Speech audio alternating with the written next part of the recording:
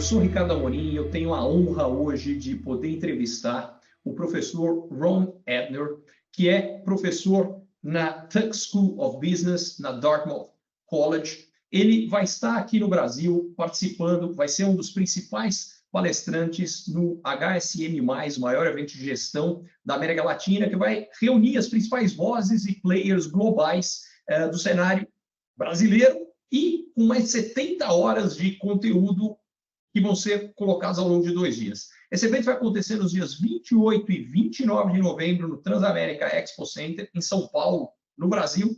E hoje o professor Ron Adner deu a honra da gente poder ouvir um pouco do que ele vai contar aqui. Ele é um dos maiores especialistas globais em inovação e ecossistemas. E é exatamente sobre isso que nós vamos conversar.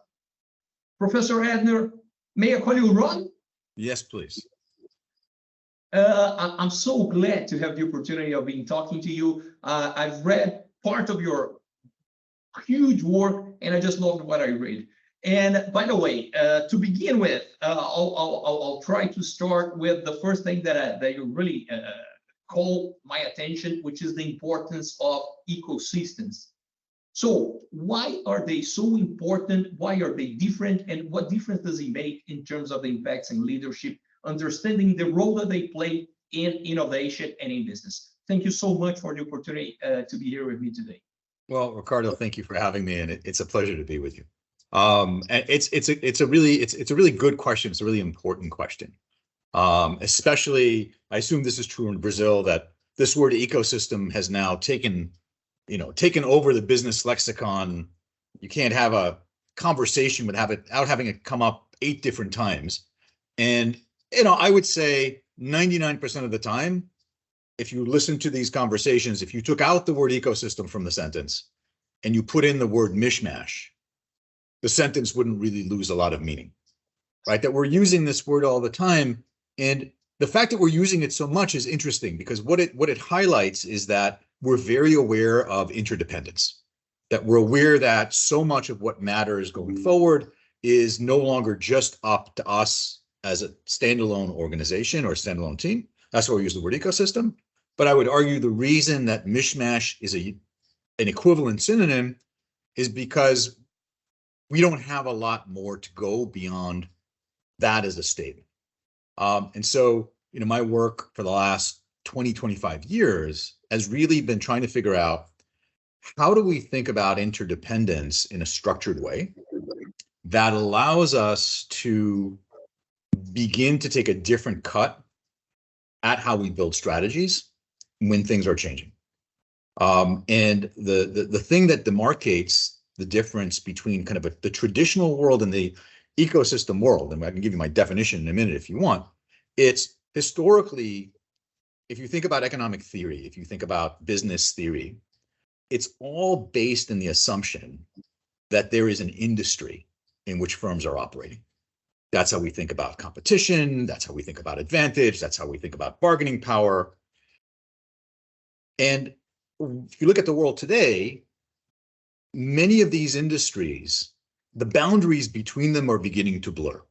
Okay, you think about Mercado Libre. We used to have a retail industry and there was a financial services industry, and somehow those things have become blurry. And there are firms that are doing both, not as diversified firms where I have one business unit doing one and one business doing the other, but they're doing both in a very different way. And it's in that setting where boundaries are shifting that we need to rethink how we build strategy. And kind of for me, that's when we talk about ecosystems, that's the world that we're thinking about. I couldn't agree more. I think that very rarely a company that is in this thinly defined market is going to really bring another company out of business. But it may very well happen from a company that it wasn't perceived as a competition.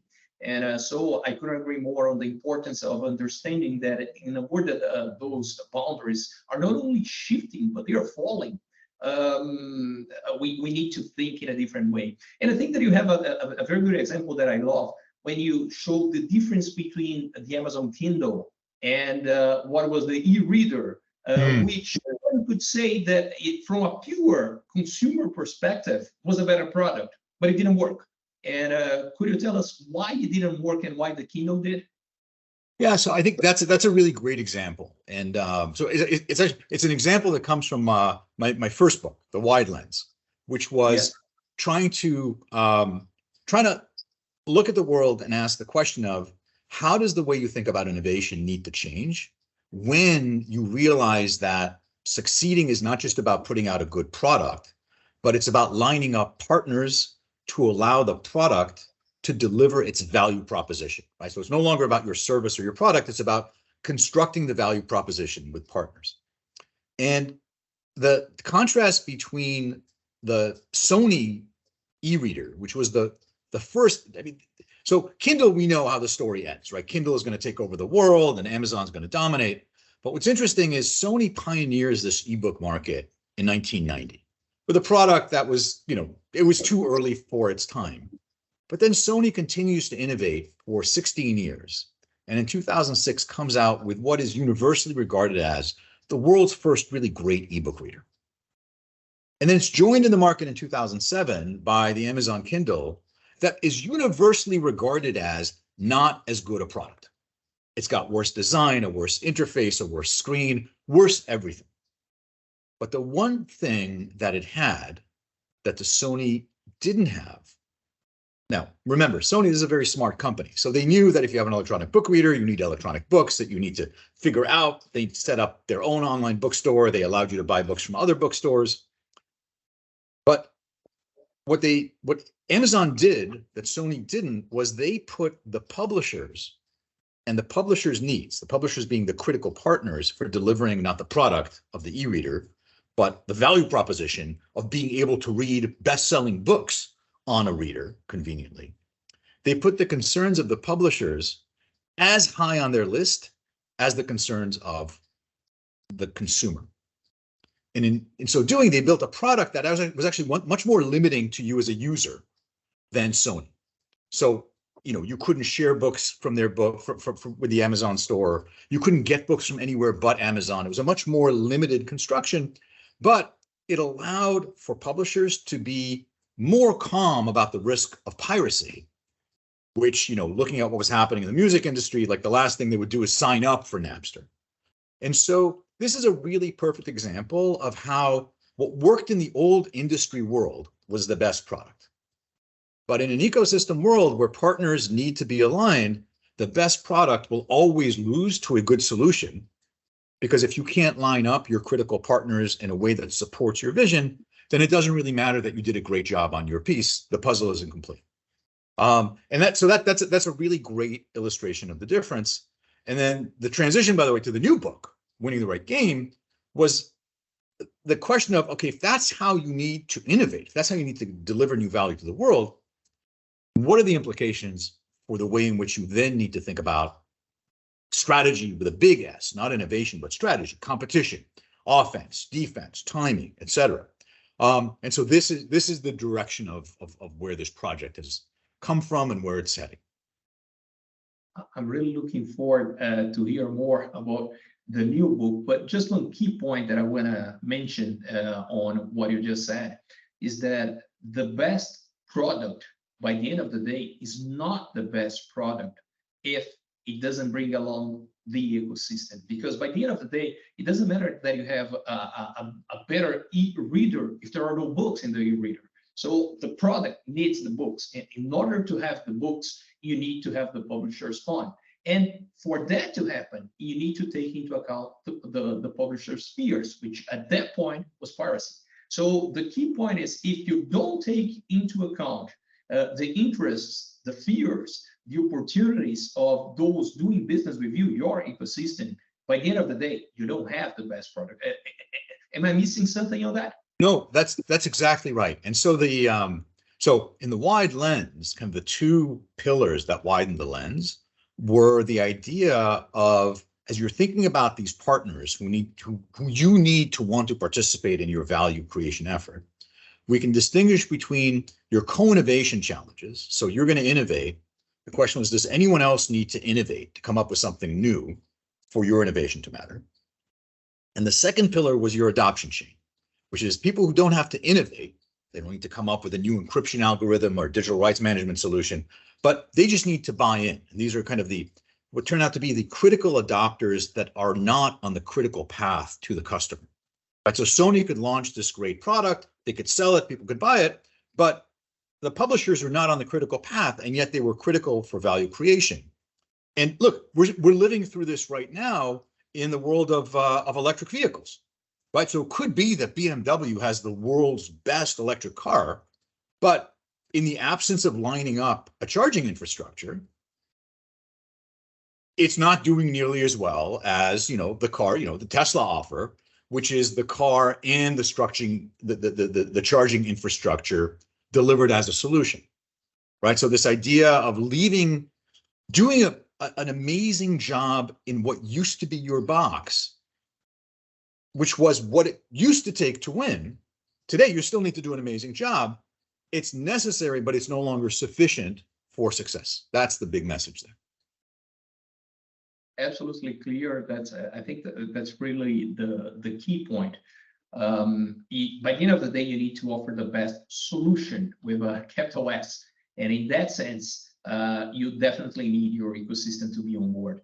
And then I guess the only thing I'll say is that as soon as you say that, suddenly you realize that all the tools that we have at our disposal in economics and strategy don't actually address those needs. And so the effort behind all this work is, so what is a new set of methodologies, the new set of frameworks, the new concepts that allow you to see what it is that you're trying to build to, and think through what does it mean to line up co-innovators, to line up your adoption chain, et cetera. So there's, besides that core insight, it then leads to an entirely new playbook that you need to have on the shelf next to the old playbook that you were using.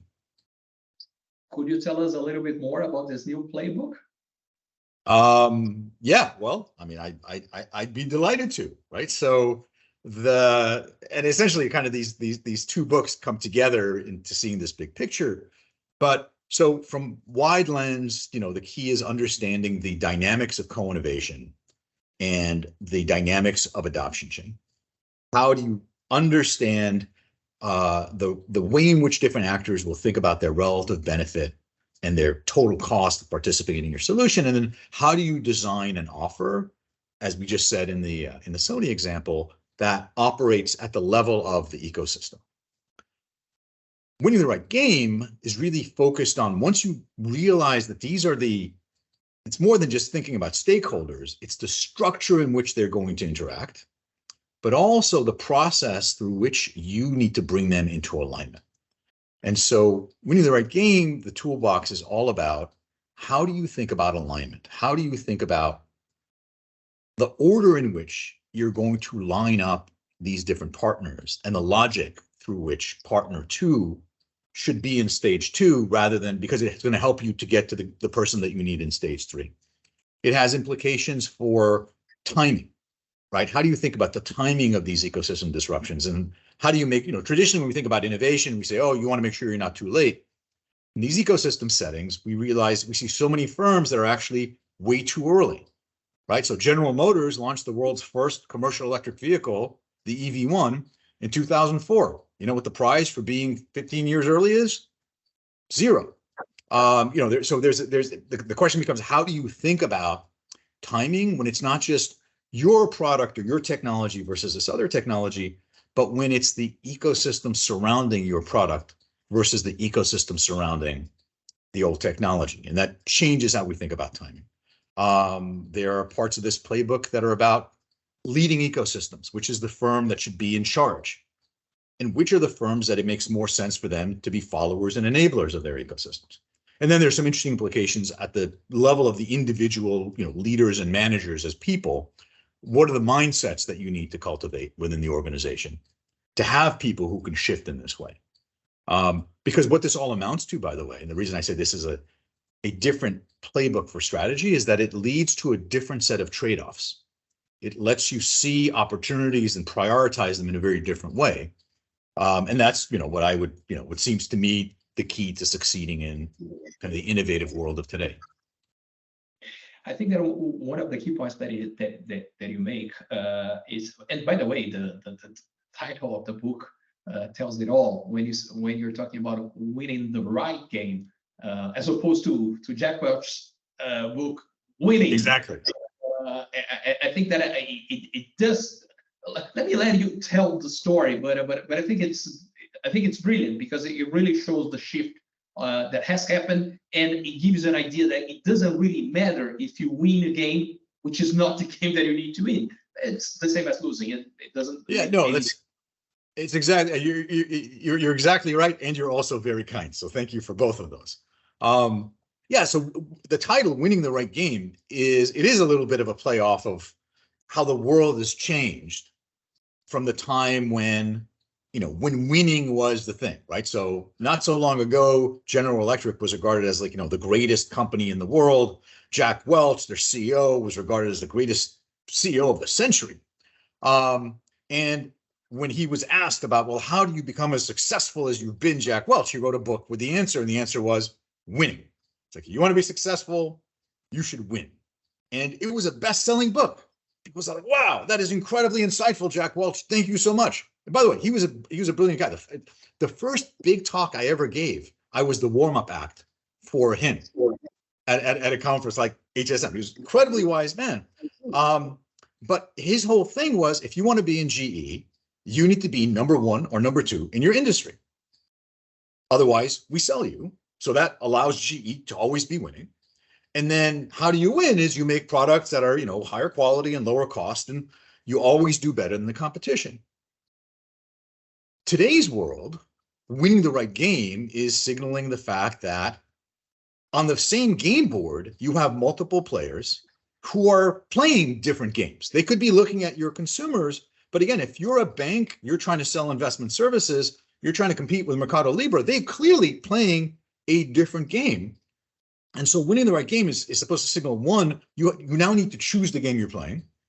And two, as you say, you could be winning the wrong one. And it turns out that winning the wrong game tastes just like losing. It's worse than losing because you're doing all this hard work in pursuit of a goal that after you've gotten it, you realize, this was the wrong thing. And to get your example of Mercado Libre in a bank, I think it's a great example because depending on how you look, in certain areas, yes, Mercado Libre and the banks are competing. In other areas, they are actually cooperating. And the key point is, depending on how you build this competition in one area, let's say between Mercado Libre and the bank, you could alienate the banks on where Mercado Libre would actually need the cooperation of the banks. So it's not only that winning the wrong game can mean that you had a huge effort and you didn't get the prize, you can end up worse off than if you didn't win the game. So it's even more complicated than that. Yeah, no, I think that's a really, really great point. And it also, I was talking with a friend, I was trying to explain to him like what these different eras are. And it's like, you can go to like the way we used to think about industry competition, and it's like the card game of war, right? It's like, it's an endowment game. What does your company have? And we just like put down one card at a time. And if you've got the bigger card, you win, right? Then we shift to this other mode of poker, which is you have your endowment, and then you're using strategy to understand the probabilities, and you're making your bets in terms of both what you have, what you think you're going to get, and what you think your opponent is having. This ecosystem story moves us to the world of bridge, where you have a partner, you can't really see their cards, you're competing with each other when it comes to the bidding time, and the team you're competing with is also a duo, right? And that's it's not that one game is better than the other. They operate by very different but very different rules. And so they require a very different mindset. And it requires, exactly as you just said, sometimes I'm dealing with the same organization as a competitor and as a partner at the same time. Now, this notion of competition, has been around for 20 years, but how do I actually put structure on it and think about where it is and how it is that I line them up as a partner? And how do I understand where it is and when it is that it will break down, and then prepare my strategy for that? That's this new playbook, right? And that's where, you don't really need a playbook. You can always play this blind, but it's so much less efficient when you don't know the basic rules of navigation. And what do you think are the key implications for leadership in this new world? Because basically everything changes, and it becomes more complicated. Everything changes, and in some ways, at the most fundamental level, right? This is so the sixth, the penultimate chapter, the second to last chapter of Winning the Right Game, was my exploration of what this means for individual leaders. Which, as a strategy person, strategy people don't usually talk about leaders, right? Because there's like, if you can get a better leader, that's what you should get.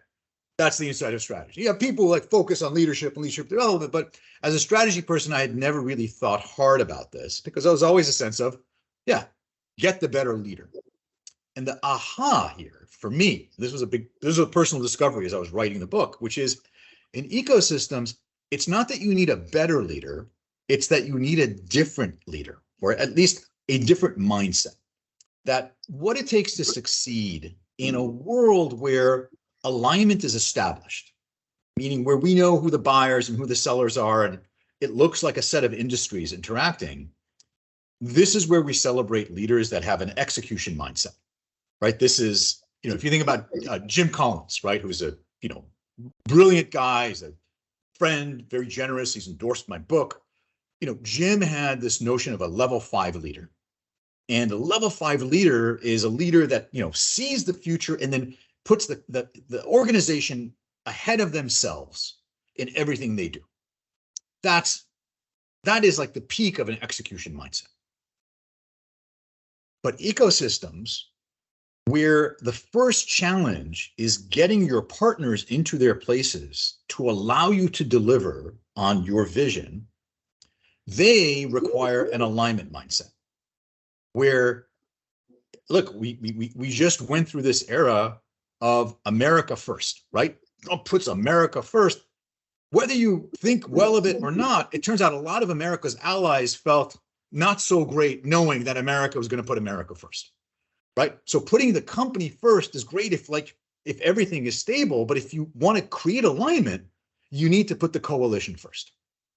So an alignment mindset requires leaders to think about wins for their partners as at least as important as wins for their organization, at least in the near to medium term. It requires a totally different approach to trade-offs, and because it leads to different prioritization. And so this was like the insight of, if you're managing in a stable context, where the industry is well defined, success means a leader with an execution mindset. If you're trying to do something where you're aligning people in a new way, the metaverse, you have 500 different partners to do different things, you can't win that with an execution mindset. So you have to have a leader. It could be the same individual who just turns a switch, with an alignment mindset. And by the way, once things are stable, it may well be that mindset needs to shift to kind of more traditional execution. And so this is this notion of an ecosystem cycle, that in the beginning you need an alignment mindset, and then you shift to an execution mindset. And then when things begin to move out of alignment, whether because you're trying to do something new or your environment is being changed by new kinds of actors playing different games, this is when you need an alignment mindset again. One question in that sense, would it be fair to say that apparently with acceleration of technological changes, including the increased importance of ecosystems, that probably even if there will be times when things will be more stable, they will not be as long. For at least most of them will not be as long, and maybe not even as common. My point is it fair to say that change will be the norm rather than the exception? I don't know that I 100% buy that. Well, I guess it depends on the level of analysis. So certainly the frequency of change and the location of change has accelerated, right? It used to be, a company could do one big thing at a time. Now, they're doing 30 things and they're being confronted with 30 things because of everything we know about the digital revolution, et cetera. It's easy for you and I to come up with an idea. And today with, $1,000, we can get a website launched. And now we'll get that website launched in the cloud. AWS, Azure, I don't think they're going anywhere. So there are going to be layers of infrastructure, activities that become infrastructure, where there's still going to be a lot of work, but it's not that they're going to disappear. So there is, at the same time, so there's going to be stability in some layers, and there's going to be a lot of change in other layers. I think the challenge becomes that, which I think, we've seen historically, it's just kind of the frequency is going up. It's that frequency that becomes an issue, right? The number of opportunities that firms now see as possible for their organization has exploded. And in the same way, the directions of threats that they're feeling for the very same reason have exploded as well. A lot of these efforts, by the way, will fail. Not because they're not good ideas, but because there isn't an alignment strategy behind them. And so I think we're going to see change. The frequency of effort at change, I agree, is going to go way up, partly because the cost of the effort, the entry barriers have gone down. How many fundamental changes we're going to see? I think that's going to accelerate, but probably more linear than the exponential increase in entry that we're seeing. I don't know if that's too technical, but it's a great question. It makes me really happy.